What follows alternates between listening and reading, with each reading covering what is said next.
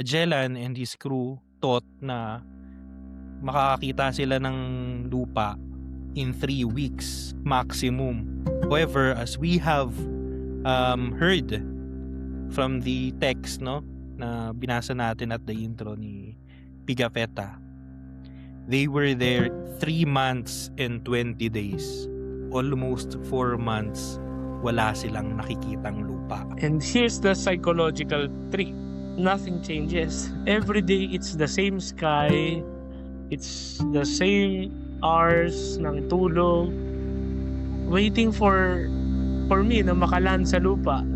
It's the same sea, it's the same horizon. Day after day, week after week, no landmarks. You're beginning to question yourself. Am I really on the right track? Kasi